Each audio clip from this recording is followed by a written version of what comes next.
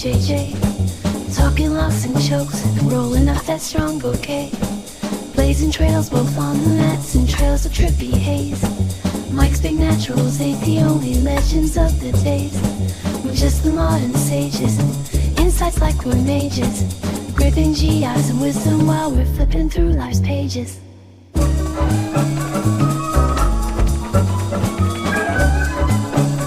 What the fuck was that, Michael? I mean, was this not just fantastic? I mean, you've Danny Mouse to thank for that, and whatever AI system he used to thing. But welcome to Degen BJJ. I'm Irish Mike, my co-host Ken. Who have we with us today, Ken? We've got senior member of the Mathouse community, Adam Squishy Brown. For those of you that want to get to know Adam a little bit better, you might want to listen to episode 15 where we had him on and he talked about his life and times. How you going, Adam? I don't know if I like the term senior. I feel like there was different connotations to that word then. Well, you are the most senior person here in belt and age. Yeah. So I mean, so sad. It happened so quickly. I'll just give everyone. We're actually recording in Mathouse. If you're wondering what the echo is, my fantastic idea. So 8 p.m. in the afternoon, because obviously if it was in the morning, I'd have to be working. So just put that caveat in. Same. So we're here. There's a class going on in the background. Fantastic. That was a great song though. Makes it sound like there's a very hazy smoke in Mathouse though all the time. I don't think you get away with that. Yeah, I wouldn't be the one to test that rule anyway. Mathouse after dark. I feel kind of fucking dodgy coming in when I'm half hungover. Like, do you? Yeah, I mean, this morning much better to be honest. Isn't that every day for you these days? Oh man, I swear to God, I had some amount to drink last night. Like, I think I was still pissed when I woke up this morning. Like, Jesus. I wouldn't come. Fun employment going well for you then, mate. It's like, I'll stick to my morals and I'll quit the job. And it's like 7 weeks later, as they're doing SpongeBob SquarePants, and I'm just fucking there drinking myself into oblivion, like on a Wednesday. Training jiu-jitsu in the morning and lunchtime, and then cans all afternoon. It's a good life if you can get it, mate. Good life if you can get it. Yeah, not when you're fucking spending the fucking money that I'm spending fucking currently. But anyway. So doing all of that, plus the peptides? Yeah, peptides, man. Yeah, first one yesterday. Yeah, it came. Got a pep in your step? BPC 157. Andrew Huberman and fucking Joe Rogan. What? Injecting. For the listeners, Squish just did a syringe motion with his hands. Where's that? Right in the bum? No, you do it in your belly fat. Yeah. What's your opinion on all this, mate? Because as a man slowly going into the darkness in that age, it's definitely something I've thought about, but I don't know, I'd be more, I'm looking at like TRT over straight steroids. Yeah, but do you know, like everyone that says they're on TRT is just blasting the steroid dose. Like, it's so hilarious. Like when you hear all these gym lads saying, I'm on TRT, it's like, have you been to a doctor? It's like, no, I do my own bloods and I buy it off a guy that makes it in his own house in the clean room, which is like what I did for years. Oh, no. Well, that's the thing. I've actually booked in and I'm going to see a doctor to discuss it all, like to talk it. It's a real doctor. Hi, everybody. Yeah. To be fair, saying that, me and my missus were looking at the website and she was like, okay, right, because she didn't like the idea of me doing it. And she goes, why are all of the doctors in this so jacked? And I was like, it doesn't matter. It doesn't. A healthy lifestyle. They're just isn't healthy. It? Yeah. You don't want to buy your juice off a skinny doctor, do you? No, I'm not getting juice. No, of course you're not. Of course you're not. Yeah, but sure, everybody, like, fucking the whole world's on steroids. Do you know anything about peptides? No. Because the thing I don't know anything about peptides. Mike doesn't know anything about peptides, and the thing that cracks me up is like, it says for research purposes only when you get the vial. Do you remember, like, back in the early 2000s, there was that plant fertilizer that everyone was taking as taking it as if it was speed. We started early. Why wasn't I made aware of this? We're 3 minutes in, and that was like sold as like a research purpose plant fertilizer, and I just feel like, was that sold in head shops? Because like head shops had everything that you weren't supposed to consume. Sold in head shops. You could buy it online via post, and it was like really cheap. And it just turned people into absolute deviants. Like, I suppose ketamine's horse tranquilizer. People love that at the weekend. Exactly. I wouldn't know. Yeah. But I just find it funny, like, especially Mike, you're the perfect example of this. And sorry, I'm gonna shit on you a little bit here, but you're doing the 1% of work, like, finding those little adjustments that would like maybe help you eke out the top end of performance, like things like taking peptides research chemicals, whatever, things you're not really fully sure of, sticking them into Do you want to know how I got the dose? You're not doing the 99% of the work. We've already talked in this brief 4 minutes of podcast. We've already talked about you staying up all night on the piss, waking up half cut.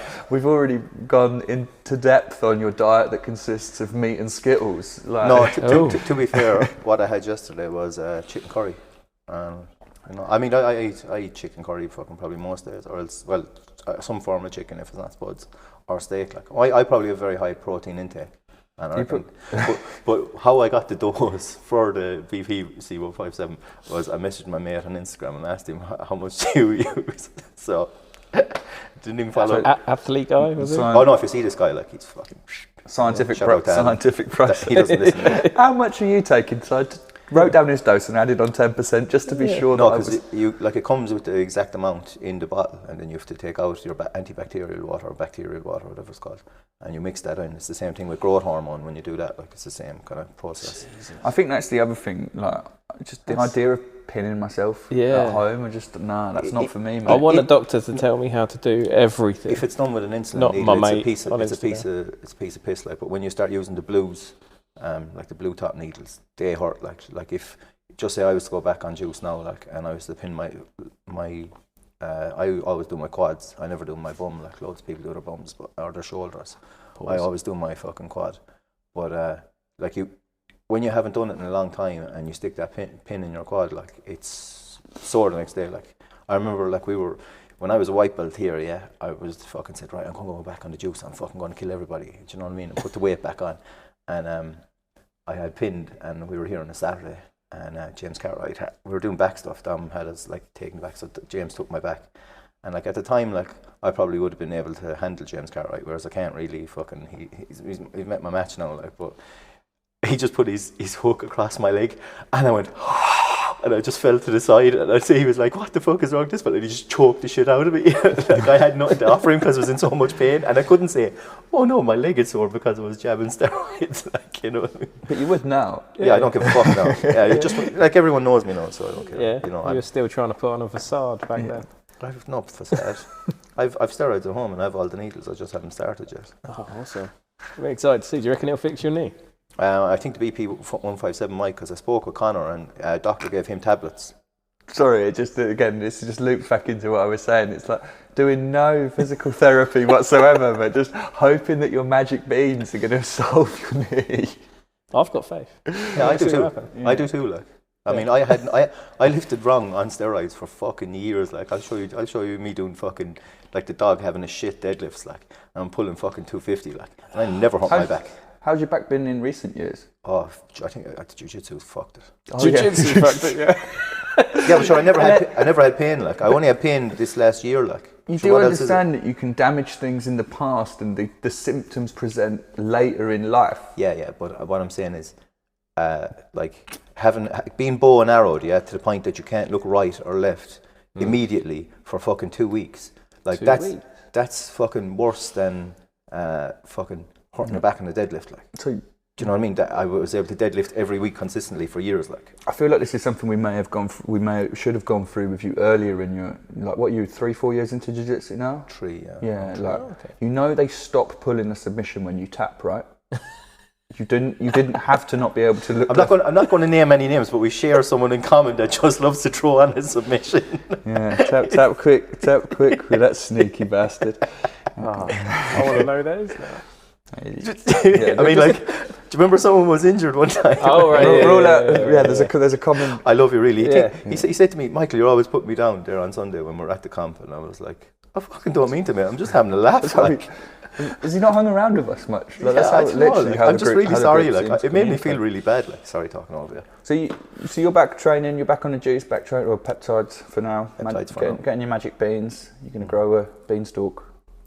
Hey, do you know what the funny thing is? Yeah, if this fucking cures me in a week, you'll be like, yeah, I'll fucking try that shit. Get me on those peptides, boy. Get me some of them blueies. Pin up my zone. But yeah, sure. I had an MRI yesterday as well. So did you? So specifically for my back. So we're going to find out for your back. What about your knee? No, because it wasn't on the fucking thing. I tried to blag it. The peptides are going to fix the knee, so he doesn't need to worry about that. No, but when I went to they wouldn't do anything for my knee when I asked them for that they just said, oh, it's only a sprain, blah, blah, blah. But Ryan, that does the judo black belt that trains here, he said they'd done the same thing to him, said it was him. And I'm starting to get pain on the other side of my knee now. And he said his MCL was fucked and he was out for like months. Did he do his ACL? Oh, I don't Because fucking the one he had, ACL anyway. The one he had surgery on was his Yeah. ACL. It was a full reconstruction. Yeah, they did a hamstring one. Because they told him like it was only a sprain or something as well. And Yeah, you need to push when you go to the doctors. I had to have shoulder surgery once, and I went to see a nurse, and she was like, "Can you lift your arm up in the air?" And I was like, "Well, yeah, I can, but it really hurts." And she goes, "Yeah, but can you do it?" And I was like, "Yeah, but I do all of this stuff, jiu-jitsu, stuff like that. I'm used to feeling uncomfortable, so I can lift it above my head, but it really, really hurts." Plus, I'm a man, and I will live in the uncomfortableness. I'm super masculine at that. And I lifted it above my head, and she went, "Yeah, just a sprain." I needed to have full keyhole surgery on that shoulder. In the end. Like, I mean, this was what kind of annoyed me as well. Was like, you're going in for an MRI.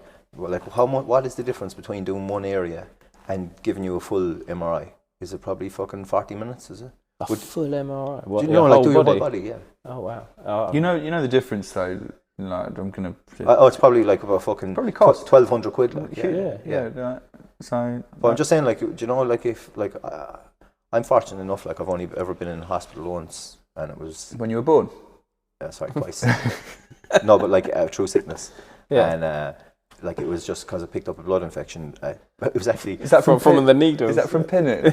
No, it actually technically is, right? Because when I done my first competition, in Grappling Industries, and I came home, my knee was all swollen, and I was like, it wasn't the kind of it was like I don't know how you describe it. So I was just like, look, I have a load of needles there. I'm going to stick the needle in this and suck out whatever the fuck fluid is in there.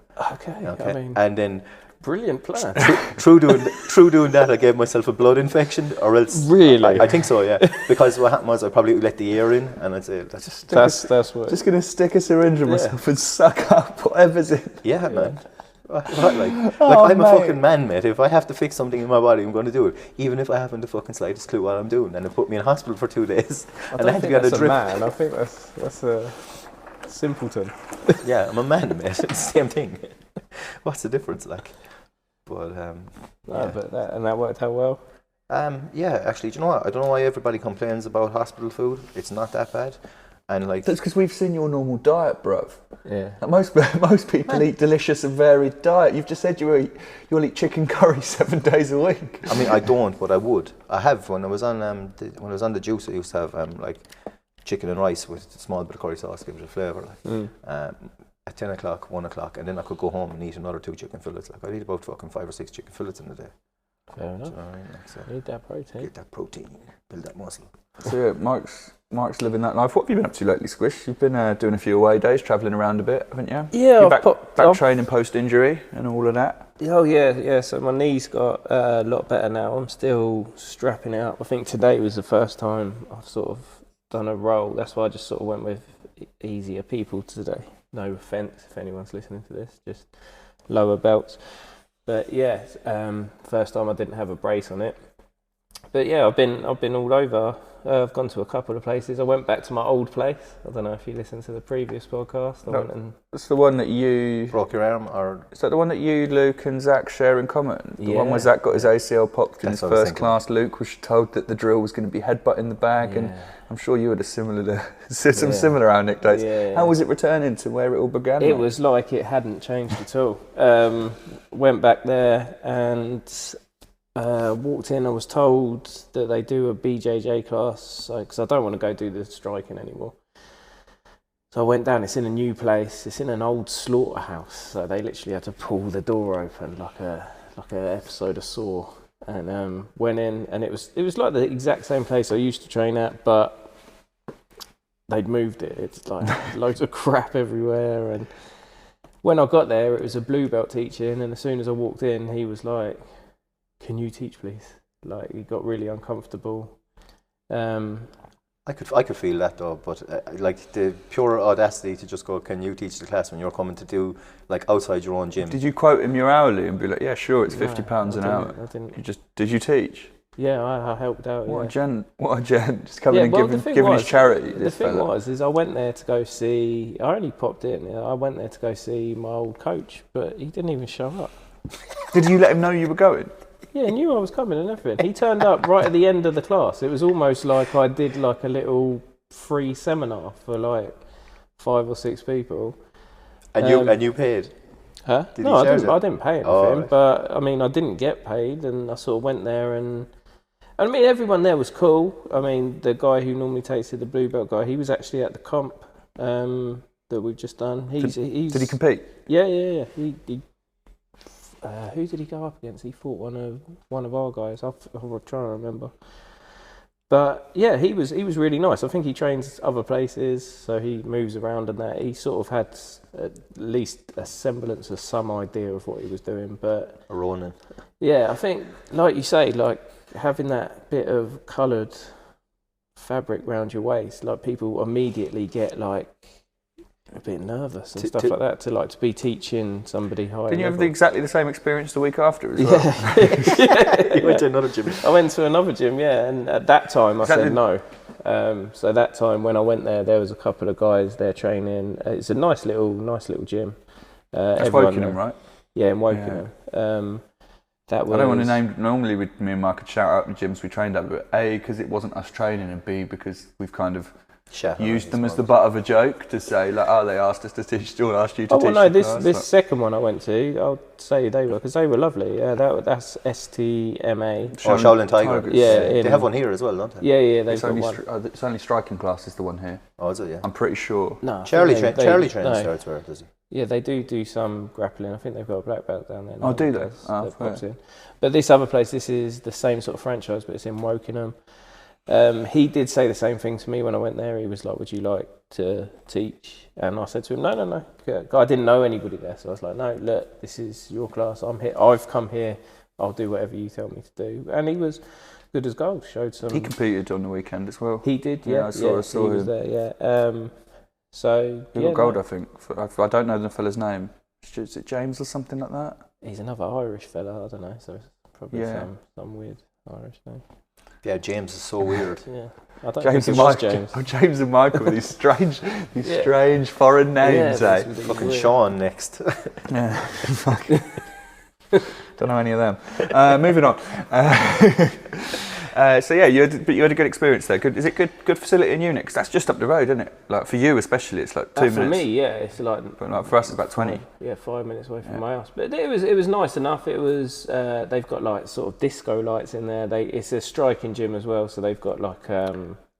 I think I've seen it on Instagram actually. Yeah, you will have. There's been. I follow them because they had a load of sponsored ads going around, so I think they pumped a bit of cash into marketing. Yeah, no, I had a chat with a guy afterwards. He's put him and his missus are trying to put everything into it to make it as good as it can be. And so do they run the club? So they own that club though. It's like effectively an affiliate. So fair play. That's a big step, setting up your own spot as a blue belt. Hey. Well, I mean, they teach the other classes as well, so I don't know what his level is on the other striking wise. Yeah, Muay Thai or whatever, Yeah, but he's trying to do blue belt stuff, and he was. I mean, the guy was lovely. He was even like when he was teaching the class, like he would be in the middle of talking something, and he'd stop, he'd look over at me, and he goes, "I'm really nervous saying this like in front of you, like it's like he was waiting for me to go." Correct. Yeah, that's right. Actually, I wouldn't do that. Just go wrong. Yeah, come in and start moving these hands where they should be. Just tutting, shaking my head. Really big, long size. No. They were good as gold. It was nice. It was nice to go and pop in and see some of the other places, and it's good that like there's places in the area that are starting up. That's what I was going. I keep saying as well. It's like when I lived up north, I googled BJJ within the area that I lived, and there was the one gym, that SPG gym. Chris from here, Chris, was it Rowlands? Yeah, he's moving up there, right? And I said, "Oh, you're going to train at SPG?" And he was like, "Oh, well," and he's pretty much listed off the other gyms in the area, because where SPG is, it's bang in the middle of Shrewsbury, which is an old town, kind of like Reading, a pain in the arse one-way system in the middle of town. So if you're travelling, if you're not in town already, travelling in to train would be a pain in the arse. But there's 5 or 6 other gyms in the area now that you could legitimately go and train at, and it's kind of the same as here, right? Like when you first started jiu-jitsu, there was only one dedicated jiu-jitsu gym. Obviously we've talked about headbutt in the bag and stuff, but let's kind of that's why Luke's ahead of me. Discount that's that. the only reason. Because he went to Farnborough. Yeah, that's literally the only reason. That's the only reason. Not a skill thing or anything like Nothing that. to do with Not an age Nothing thing. to do with hard work, dedication, He's going to be on being younger, smarter. Whoa, more athletic. Huh? More athletic? Yeah, Prettier. I'll give you, no, yeah, Prettier. Prettier? Bigger dick. Look, we both look like we've walked out of Mordor. He's got the ears, I've got the face of an orc. But no, yeah, when I first started, or when I was getting started, we went, like that gym we were talking about, we were both there, and I don't know if I mentioned this in the last one, we went up to Colson's, we did when it was in Camberley, we did a session in, and he said to me, I'm coming here now, and in the area in Reading there was literally nothing, and part of the reason why I didn't go with him is because I didn't want to have a 40-minute trip to Camberley every time I was going. Every like 3 times a week or 4 times a week. I know you'd give it all back to do that 40 minutes. Now, did you know how good jiu-jitsu is? Not at all. I wouldn't change not being here. No, I'm not saying that, but I'm obviously, just saying just to have the level. Like when Mathouse did open in Whitley, it was the first spot in the area, wasn't it? And now you can just Google, and I think there's two or three in Reading. Yeah, we don't really know how many. One of them keeps popping up and disappearing. I don't know what's going there. Maybe something else is popping up and disappearing places it shouldn't be. Who knows?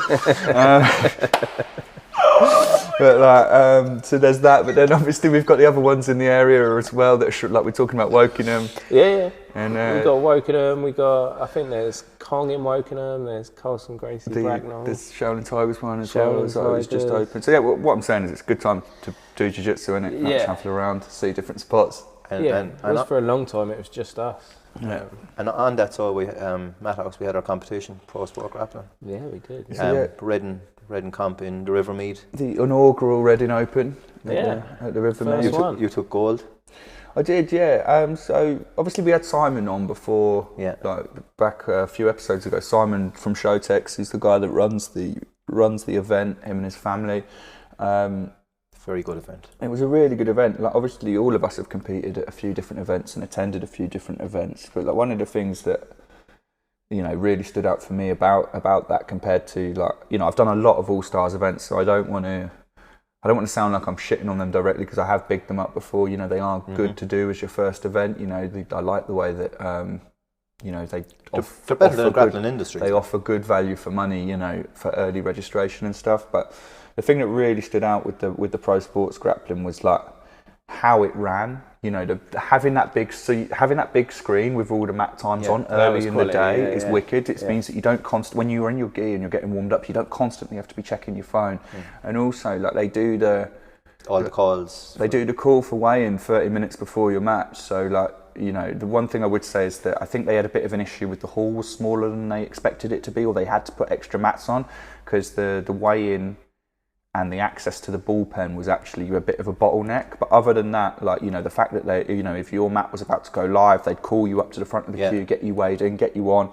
I like the weighing in just before the match. Actually, I'd never done all the other tourneys I've done have been morning weigh-in. You get there in the morning, and to be honest, when I'm cutting to 76, like lightweight, I actually quite like being able to just have that part of the day over with. But because this was middleweight and there was no stress about weight, it was quite nice to just get warmed up, get weighed in. Do you think you'll cut? By your mat side. Do you think you'll cut for your next comp? I don't know. I'll talk about that a bit more when I talk about my matches, like my thoughts about that. I enjoyed being able to go around on the beers up until the week before the tournament, but maybe that's not the logic I should be applying to Michael's applying to my matches. But the other thing I really liked was the No-Gi Absolute. They did a cash one that was brilliant. It was televised, and they put that on that big screen. They put that on the big screen after everyone had kind of weighed in for their event. So if you couldn't get match side to watch that, you could watch it on the big screen, but you could also stream it at home, and that was, I think, 500 quid up top. It depends on how many have registered. It's between 200 and £1,000, depending on how many regis they get. And there's a lad from Taylor done very well. As a blue, considering the guy that won it was either a brown or a black belt. Brown belt that trains out of London Grapple. As I've said in recent episodes, in my opinion, one of the better mats one of the toughest mats in the country. Like for Taylor as a blue belt from Farnborough to get through the first 2 rounds of that. His leg lock big bracket, amazing. It was phenomenal to watch. So I did want to give that a specific shout out. But Mathouse as a whole at the tournament, 47 medals, 17 gold, 14 silver, and 16 bronze. We're sat now next to the Best Academy trophy, which for me was a highlight of the day. Like, that's I don't think any of us even had that on our radar that we might be getting that sort of thing. Even when I told Dom, he was like, he was in the middle of trying to coach someone. We were like, they're calling us over there, and he was like, oh, what have we done wrong? Yeah. Which one of you fuckers has done something? Yeah. He was really happy though. Like you could see. Yeah, he's proper made up. Yeah. Like, it's good when you see, like, you know, when you respect your coach, and you get Dom to see smiles. him. Yeah, it's like that rare opportunity where you get to peep behind the mask. He was proper made up about it. He was very happy. I think we all were. It's good. Like you come in here and you're training all the time and you're coaching and stuff like that, and to see it actually do well against other people and like, I mean, we're still relatively, if you think about it, we've been going 8-9 years this sort of thing now. We're still really a new sort club, of younger club. Yeah. And it's I know that obviously Dom's a Roger Black belt and it was an RGA to start with, but obviously he's gone his own route with the Mathouse thing. Yeah, so no affiliates or anything. For an independent club to lock that up, that means a lot, man. I know, and obviously it's on our doorstep, so it's a lot easier for us to all get there. It's not like it was IBJJF Euros or something. But that being said, like, I think everyone was stoked with the work they'd done, and even like, I'm not going to shit on any of the like teammates that we train with, but like from the roles that happen in the gym, they did not go the way they go in comp. Like comp changed a lot of things that I would have had down. Like, you think other people would? Like I'm not, as I say, I'm not shitting on the lads. Look, the results are there, but like Abdul didn't even think he beat Bobby. Do you know what I mean? And I think that was in his head. And like you were saying, once he did beat Bobby, I think that gave him like massive confidence in his jiu-jitsu. I mean, if you're going to take that one as an example, I mean, it's play into your strengths. Yeah. Like. Oh no, it was. Do you know what? Like I haven't rolled with him in a long time now. Like, and I've been injured and not rolling for like 3 or 4 weeks. Like, and I didn't do any of the comp. I've been doing mornings since I've been unemployed. Like, so about 7 weeks. Like, so I haven't seen him in about 8 weeks. Like, and the comp prep was 7. He looks so good out there, man. He was good because he did what he's good at. Like, he got to positions on Bobby. He wasn't particularly hunting for submissions or rushing. We were, I think me and Shaz were coaching him on that side, and Christian was coaching Bobby on the other side, because obviously it's 2 Mathouse people going. Yeah. And we were just telling Abdul, like, when you get into a good position, get your points, sit there, like, hold him down. He's strong as shit. So. The best thing about it was when he won his first match, and he like, for people that don't know and just listen, Abdul's just like massive. He's like no gi one. No, he done it in the gi. He like, if he would have won first match, he'd like, do you know where he'd be hot? He just ripped off his gi and he was sitting beside your man that was like on the table doing the matches, and I think your man like told him, put your gi back on. But I think your man was really just feeling like, well, he tried to do his no gi shirtless, didn't he? He tried to go into his no gi final, like ADCC style, and they were like, his opponent was like, I'm not grappling with this man. I was sat next to him, and one of the guys who was running it, he come up, the bigger guy, and he goes, look, nobody wants to see me without a top on, so let's put your top on, eh? And he's like, okay. Yeah, because he's quite humble, Abdul. Like, even though like he looks like intimidating huge bastard. Like, but sorry. No, I was just going to say, you spoke about coaching a little bit there. How did you find, like, have you done? I know you've helped, like, being mat side. I remember at Fleet for Harvey's first matches, you were like, but. It's not the first. It's the first time I've seen you in the coach's pass actually acting as a somewhat official coach. How did you find it? How was the experience? I've done it a few times over the years. I've done it with like Aiden's one when we went up to that. That was my first comp as well. That cage, that one here, Fight City. Yeah. It's coaching's all right, but I mean, like with Mathouse especially, there's a lot of people. So I mean, there's a lot of people, and there's a fair few coaches of us here now. So you don't know everybody's game as much. Like, I know, for instance, you like your arm bars and stuff. I've watched you enough. I've rolled with you enough that I know that that's where you like to go. So if I can see that while we're rolling, I'll be able to tell you if you don't do it, like maybe that's there or what you're working on. Same with you with like guillotines or breaking yourself. I can tell you how to do that. But a lot of the times, like when, like for instance, I coach Jalal. You know Jalal is just started to at the comp, I don't know anything that he's doing, so I'm just sort of there trying to help, like trying to say, like, if he's in a bad situation, like move, get up, posture, just do things like that. It's a long day though. Yeah, I was actually going to say that just before you said it, because when you did the post on Instagram, it was like, but it was a long day, and it was like everything was fantastic, you said, and then you go, but it was a long day. Bruv, it was a long day for me competing. Yeah. So I can only imagine, and obviously you were there. I went to the boozer halfway through to decompress slightly after my matches. So like, firstly, you have the first half of the day you're looking forward to your matches, or like nervous about your matches, however you're feeling, and then the second half of the day you can just unwind. But like as a coach, where you've got to keep that level of focus consistent for a day that long, I was, like I say, when we were waiting around for the team photo at the end, I was fucked. Oh yeah, I can't imagine how fucked you were. I was nearly asleep. You, I think, just kept coming up to me every like 15 minutes, like, I think I have to leave. Yeah, no, I wanted to go. I wanted to go real bad.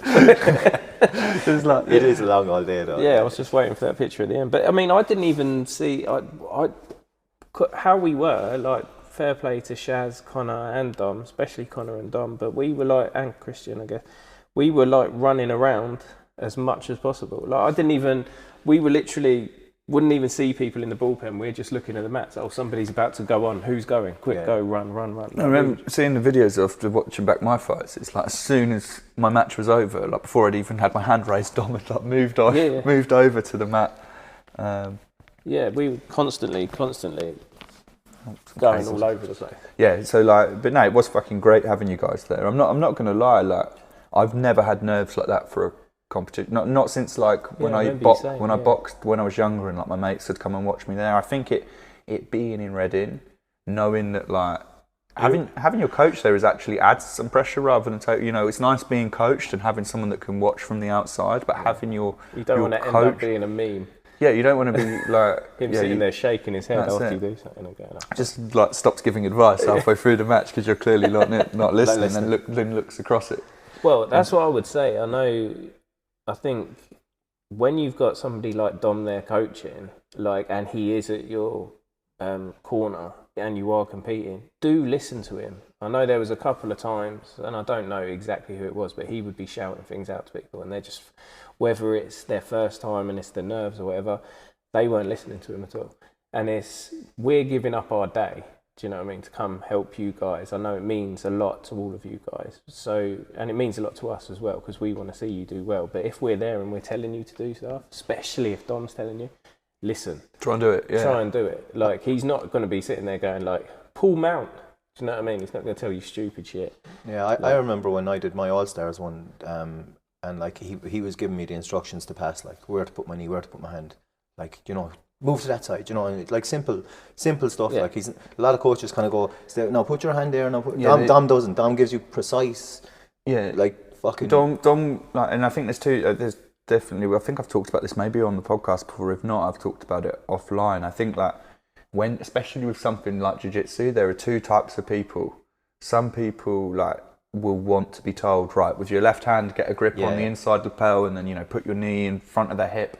And then some people would just want to be told, like, right, you need to get past the leg, or you need to clear the knee, and it's like they'll find a way to do that. And at comp, I think the second type of instruction is better, because as soon as you slow down to think about, like, if someone's giving you step-by-step techniques, you're not going to be able to follow those. You're probably going to hear 1 in 3 words over the noise of the crowd and everything. So like that, I really appreciated to being in a position that when I was like 3/4 on the back and was looking for a choke, and he was like just shouting hooks before, like, and it's like, oh yeah, I need to get my points first, because it is different rolling on points than it is to rolling in the gym. Yeah, 100%.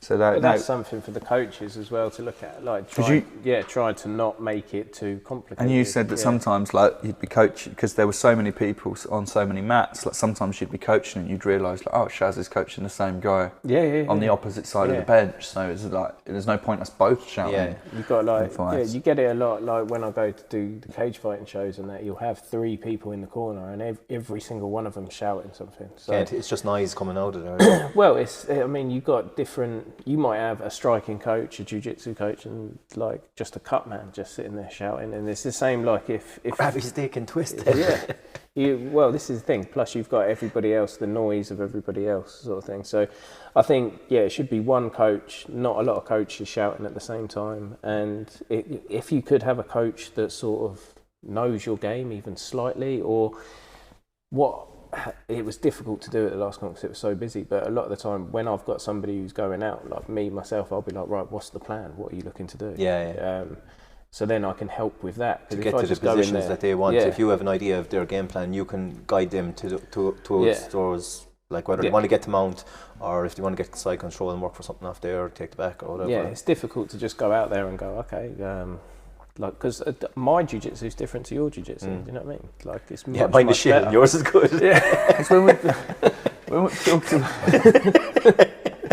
Like it's the same as when we've talked about to new starters, like when they'll ask a question after class and or after rolling, and they'll be like, "Any tips? What can I do to get better?" And it's like, just keep turning up, mate. But it's like when you can ask better questions. So it's like, okay, when I was trying that guard pass, but you shut it down by doing this. What could have I done as a reaction? It's like, the same as going into a comp. If you want to be coached, you've got to A, be coachable and listen, like we were saying, but B, like, you and your coach should have some semblance of a game plan. Like, mine isn't like specific stuff, but it's major positions, right? It's like, right, I'm gonna pull, and then I'm gonna look for this sweep, and if they come to their knees, then I'm gonna look for this sweep. Like, and it's the broad strokes, and then the finer details will be filled in, hopefully, on the map. It's even things like if you do pass, like don't pass and then go straight into something. Let's get that point first. Do you know what I mean? Pass. That was another thing because I'm so used to passing straight to knee on belly, but Don was like chest to chest, and then was like now onto your knee, and it was like getting that 2 sets of points rather than. It's very different from in the gym. Blue Eyes has been like from Windsor, like he usually does submission only. I didn't realise he was a white. Shout out Ben, because like it's the second or third time I've seen him at a comp, and I know that he listens regularly, and he's a sound geezer. Like, he was proper frustrated. I think we exchanged some messages on Instagram afterwards, because like I think he normally does sub only stuff, and that was a points thing, and I think the only points he conceded was because he went for a sub and the guy came on top and scored the 2 for the sweep, and then he had like 3 armbar attempts that he couldn't quite finish, and I think he had a multiple he was winning the match, but he just couldn't finish the submission because he'd gone for that sub and conceded the points. He lost on points. And he just said, "Fuck this! I'm never doing it again." But he's only doing sub onlys again. But I think it makes your jiu-jitsu a bit better doing the points. The points mean something, bro. Like, where they came from originally, right? Like it was meant to be the more advantageous position. If strikes were included, where would you be more advantageous from? So like, obviously sweeping someone, you've reversed from them standing to you standing. Getting past the guard, you're past the legs, you're in a dominant position. Knee on belly is a good striking position. Mount and back, like for in a combat sport environment, those are all, you're being scored on how dominant your position is effectively. So I wouldn't write it off yet, Ben. You know what I mean? Well, the thing is, he talked himself round in my DMs. So he was like, "Oh no, I'm only fucking kidding." If you don't give away points, you're winning. This is the thing. But sure, even Abdul and Bobby's match was 2 advantages. That's what he won on, wasn't it? No, he passed on him, didn't he? Or did he pass at the end? I think he passed. Yeah, he passed. Oh, sorry. So sorry. That's what I mean. But that's you would. And sorry Abdul to say this, but like you would think in the gym, like Bobby Yanikov, he's very, very good. Yeah, he smokes a lot of people. Like. Yeah, that's the thing. You had the pressure of a comp day. He's cutting a lot of weight as well. That's what I was going to say. The uncertainties, the nerves might hit you differently on that day compared to other days. I found it difficult having I've never had other than the guys I train with. I've never had friends outside of jiu-jitsu turn up to watch me do a competition. I had that on Sunday because it was in Reading, so people were like, actually, I'll pop up the road and watch you. That adds another dynamic to it. The fact that like you've got everyone from Mathouse there, not just 2 or 3 people, adds the pressure to it. The fact you're going against someone from your gym that you probably are a little bit have an edge on in the gym rolls. I'm not going to say either of them are better because I haven't rolled with either of them enough recently, and obviously I like, but I've only tapped Bobby like 5 times. He's tapped me like 437. I'm glad you're keeping count.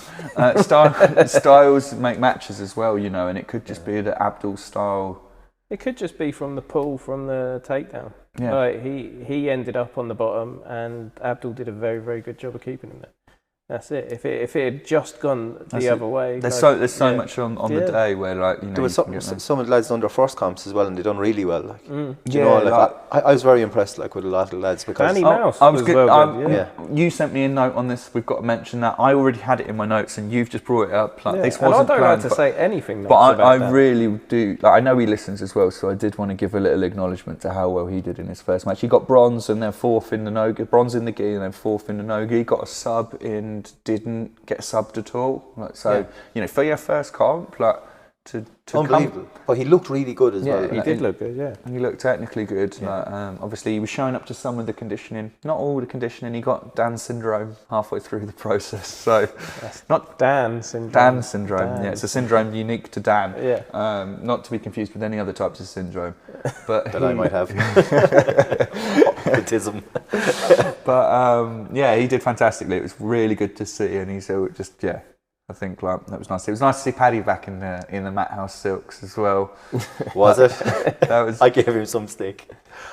Well, look, but to be fair, when the final count went in, we were about 40 points up. But when they decided mathematically that we couldn't be beaten and decided to announce the trophy, we were only 10 points ahead of Farnborough. So so for Paddy, Paddy still didn't matter because we would have been 3 points and would have looked even cooler. But like, fuck you, Paddy. It was me that kind of asked him to do that, and Dom was like, "No, we'll just give him abuse." But I did, and I still will. I'll continue to. But I love Paddy. I quite enjoyed it. We had a good few pints afterwards. It was his birthday on the Monday as well, so it was like a birthday competition celebration. And obviously, actually, one other thing I wanted to mention before I talk about myself for a little bit is Ryan, Judo Ryan, purple belt. He got allegedly. I was in the pub next door debriefing with you, Mike, after my matches. So like I missed his matches, and he got a throw to Kezakatami and did the kind of Bazrut and Keza crunch. But every single person that's seen it has said that it was like one of the best judo throws they've ever seen on the mats in a jiu-jitsu match. Unfortunately, no fucker was filming. So Ryan, bless him, has even gone to Reddit and been like, has anyone at the Reading Open on the weekend got footage of this? So would he not? The best thing to do would be find your opponent on Instagram. I don't know if he has Instagram. So what I was going to do it for him. Yeah, what I was going to say was, like, if you look at sure, his opponent would have put that up on his. No, but he'd still have it. But he might have it saved. But to be honest, if it was me, I'd have deleted it. There's no evidence that this ever happened. That dude flew. Did you not see it? He properly caught. No, we were next door. Look, sadly, I was either showering or getting a pint. No, I was like, let's go for a pint. It was a long day. It was a long day for him as well, and he weren't coaching, so he had to break up with a couple of beers. But yeah, I just if anyone happen to catch it in the background of filming one of your matches, one of the listeners, or like if someone who listens knows someone that was in that match, like if we can get that video to me or Mike or Ryan directly, we'll give you something. We'll give you a shout out, and Mike might have a rash guard with a typo on it for you. So yeah, if you're like really small. So ideally be small and have a video of Ryan doing the throw, and you can win a rash guard. I'll knock a tenner off the price of one of the normal. So. And you know that we're always good at honouring our free giveaways. Sell it. I'll knock a tenner off. They're 40 quid, man. But yeah, was there any other stand-ups? Obviously, I want to talk about my matches a little bit, but no, I just enjoyed the whole thing really, and I was like Mathouse. I think shout out to everyone that did come along as well. It wasn't competing I mean, Dan turned up, Dean turned up, Tom Lucas was there as well. You know, a lot of lads. I didn't see Tom. No, I didn't see Tom either. That's where I spoke to him like briefly. I could be misremembering that, but I think that's where he was there. No, I think everyone did very, very well, especially the people that did their first tournaments. It's a big thing to do, like getting out of your comfort zone and going and fighting people. Do you have any regrets now not competing in it, even though, like, because remember you had registered for it? Like. You didn't have the option, did you? I didn't have the option, yeah. Oh, so nobody actually... It was very slim at the top. There was only a few purple matches and I think one brown, and then the rest were all registered for that absolute. Yeah, I think the only brown belt matches were under 82, and I was... You're not making that anytime soon. Ever, unless you get, like, unless you get cancer or something. Cancer, Jesus. I was thinking AIDS. Well, that's more likely. Yeah. We'll do a pastime. What? Are you glad you came on now? Are you glad? I'm always glad I come here. I'll just say a shout out to Duncan as well from to Camberley. Is he from Camberley or Farnborough? I think it's Camberley. Is he?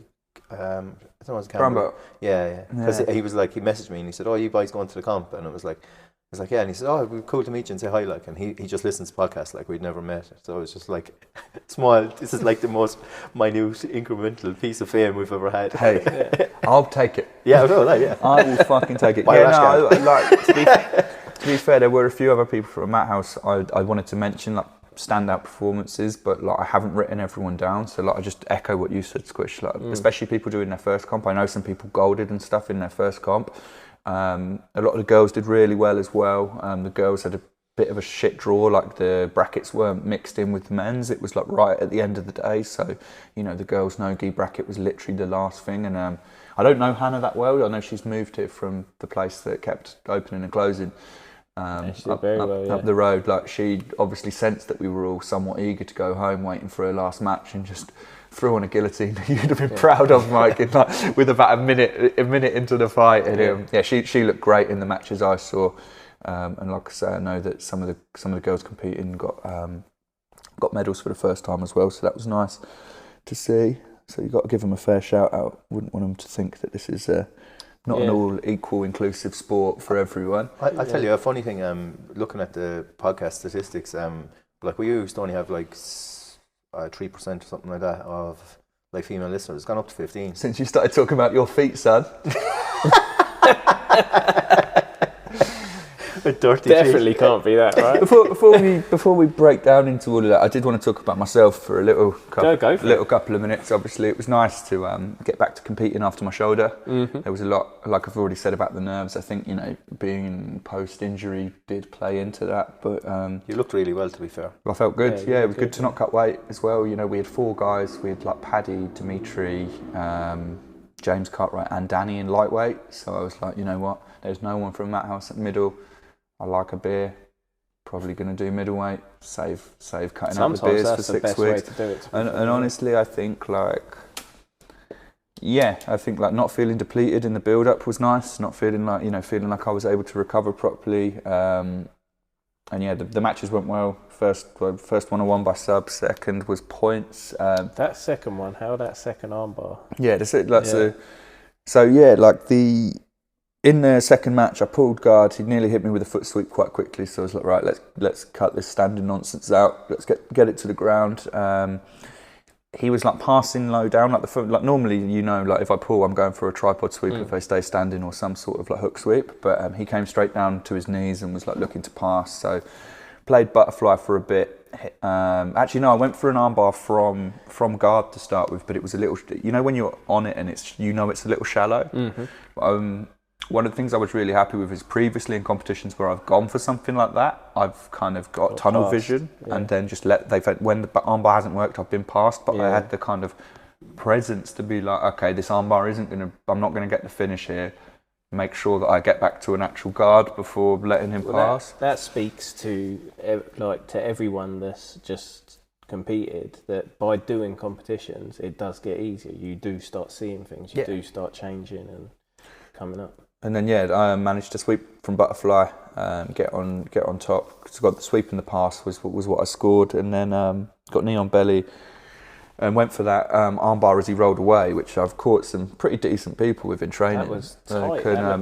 Honestly, I unfortunately the video I've got cuts just at the entry and then restarts as he's already started to roll through and escape. So I want to know what was missing on the break there, because I felt like that couldn't have been more on. He said afterwards he felt like I could have put my hips through it more, so maybe I hesitated. But yeah, after he spun out of that, it was really just guard, and I finished 7-0 up. And the first match I was really, really happy with how that went, because pretty much the entire sequence I worked on from training and comp classes, it was hits, so like pull, tripod sweep, knee cut, knee on belly.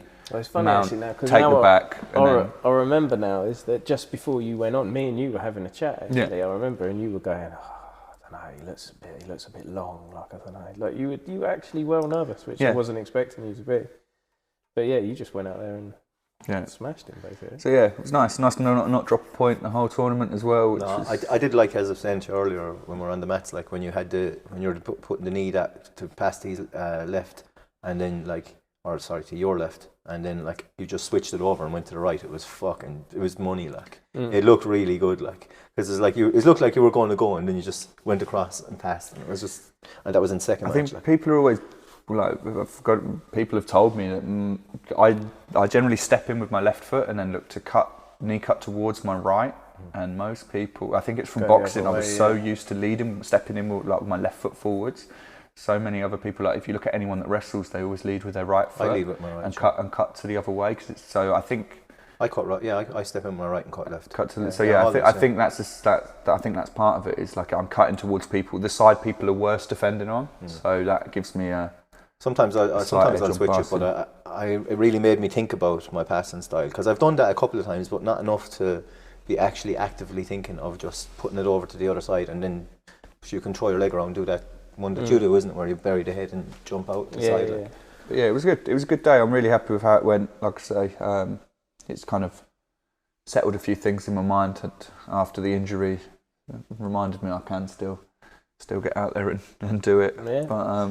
But like anything though, that's the first one. On to the next one. And that's it. So I really want to get something under my belt now. I was fair sickened, like, that I wasn't competing, but like I'm not healthy. I'd love to do the British Open 18th, 19th of May, because it's like you can carry on, just carry on with the same energy that we left after this, doing the comp classes, doing the sprints and stuff. But unfortunately, I'm away for that, because that would have been a nice one to roll it into. One other thing before we wrap, we're almost on an hour now, and I know we've all got places to be, but meeting Simon and his missus was lovely. He's from Showtech, the guy that runs it. Obviously, go back, listen to his podcast. He was a sound geezer, and they're coming back to Reading on the 10th. They announced it yesterday. It's not the 17th, it's the 10th of November. Okay. So they'll be back for the tournament then, and anyone that didn't sign up to this one that's from Reading and listening, get involved. It was a really well run event, and to be honest, I think it's the perfect first tournament. I think I'll go to their next one if it's not. I don't think the Somerset one, because it's just too close. But there's a Northampton one, and I think I'll do one of their events this year. They did one last year. They did a Southern one that Barnsley and Paddy went to. That was in Brighton, because BJJ 247 always do 2 or 3 a year in Brighton, but they did it like a separate one. So if they did another one down in Brighton, I'd go to that as well, because that's it's an easy drive, and it's nice to stay out on the biz for a bit. That Reading one, they need to sort out the spectator thing. I would say that was the only issue in the whole thing. Do you know what I think that was? I think it's the hall and not the thing. If there was bleachers in that gym, it would have been a fucking savage event. So one thing he said was, like, they planned on running 6 mats, but because of how busy it was, they had to run 8. So that cut out some of the way they were going to do the running, the rails running. But also, I do think it's set up very much as a comp for the competitors. And I think, that means that sometimes the spectators will... Big mats matter. Yeah, will, but... Here's what it is. You actually said that as well about the mats, didn't you? That you would have went out of bounds on another competition. But good shout. Like one of the things I remember specifically from my recent All Stars matches is like how many times I'm being reset. I'm not even a wrestler, right? God puller and proud. Like, I'm puller and proud. Gay. Yeah. Everyone, it's like masturbation. Everyone does it. But there's only two types of people in this world: wankers and liars. You're either one or the other. But yeah, if you're proud about it, if you're proud about it, that's a little bit weird. I'm so good at finishing myself. Jesus. I knew this was going to descend into nonsense. But sorry, Simon, we were trying to big up your organisation, but now Mike's talking about his favourite subject. So yeah, like one of the things I remember is constantly, like even as a guard puller, like someone who's not standing up wrestling, so they're not covering as much space, getting reset again and again and again. Like if you try a rolling back take, you're almost straight away out of bounds and stuff like that. When you did reset that one time as well, he was very good. He made you both stay and he pulled your man along the mat. He made sure it was a proper neutral position where we were just like, I was stood up in his guard and had 2 grips, and he had 2 grips on me, and he was like, keep those grips, and then he just pulled your dragged us across, perfect. Because you often reset, and I find like you often like that little bit of tightness that you would have had, or that extra bit that you had, you lose, and nearly always when you get reset, you lose the position you had. Well, that comes from doing a lot of comps as well, because you need to be able to speak up to the ref or speak up to the other guy, because people will. Speaking of that, did anyone see Mitch's match? Where they rolled out of bounds in mount, and then they went to reset, and Mitch, like from Mathouse, was on top in mount, and when they reset, they put Mitch on bottom. There you go. And like because it was his first comp, he was just like looking confused, and I think it was Connor or someone, thankfully, or Shaz, that was like, "What the fuck are you doing? Yeah. Switch them round." And like they were wearing like blue and black gi as well, so it was. Like I say, it's a long day. Fantastic competition, but it seems like it's a long day for everyone, like, including the referees. Yeah. Like, so yeah, no, that was good. Do you want any comments on the aftermath, Michael? It was a rare day, guys. Is if Mike wants to add any colour to this, he can. But what I would say is it was a rare day. Like having the first jiu-jitsu competition ever in Reading, getting a gold myself, seeing so many of my like teammates compete, do well, get medals, seeing the academy get the first ever trophy, and then to go out to drinks afterwards to celebrate. You'd expect a somewhat normal Sunday evening, but well, we ended up normal for Michael. Yeah, we ended up in the Irish pub in town with Michael singing us the sweet melodies of his people. It was fantastic. It was absolutely fantastic. I think they take offence to you calling me their people. Nobody wants. Nobody wants me. My own people don't want me. No. We'll leave it at that. Yeah, I don't know. Fucking if I want to hear a song. Do you know what? No, Jesus. To be fair, what happened was there was this guy came around and he was singing, and the boys that were there, he was singing with them, and then he came down and he just randomly came over, sat down beside us, and started singing at us, which was fantastic. But he was actually very good, and he knew a few songs. So then I went up and I started singing with him. Myself. Well, and you know all the songs? Well, I know a lot of Irish. I know a lot of songs. I knew some of them as well, yeah. I know a lot. I know, like, yes. But I teach them in Ireland, don't I? it was no. Well, sure, like it's your pub. traditional music. Like. Yeah, and you grow up like, going to pubs, and there'll be live music is a big live thing. music all the time, and I'll be singing like that. Like it's not just all dark, dingy fucking pubs with a fire and the whole place covered in soot, and we're fucking getting smoke inhalation. We've got that too. We've got that too, but there's live music, right? Every now and then someone just starts singing. It makes some fella with a bird with one eye sitting on his fucking knee, you know what I mean? And he's like, "That's Jack. Yeah. If you don't like him, fuck out of the pub." Sorry, that's just complete nonsense I'm talking. I think the podcast has been as long as that competition was. But good day. But if you want to be involved in the shenanigans, you just have to come out. I mean, it was in this group for everyone to come if they wanted to. Zeb came. Yeah, Zeb and his boys came. Zeb came at a time where he didn't see me get to the level of drunk I was. He just came into the pub and I was flaming. I was up there singing. Mike was talking like the Canadians in South Park, where the top half of the head separate from the bottom half. It was fantastic. But yeah, on that note, before we incriminate ourselves any further, use code DGEN10 at xmarshall.com, DGENpod at flowstate.com, Assault DGEN for 10% off at Assault and Storm. Register for the Pro Grappling events, Pro Sports Grappling events. They've got them up and down the country. One coming to a town near you soon. Anything you want to end on, Squish? No. Thank you for joining us, mate. It's been a pleasure. It's nice to do it in Mathouse. Yeah. Nice and echoey. Yeah, hopefully the audio isn't too definitely drop us a comment to complain about the sound. Drop us, share it with your mates so they can listen to how bad the sound is. Just share it with everyone there. We've got a last minute. I mean, would it be a podcast of mine and yours? I couldn't have fucking timed it better. On that note, play it to your nan.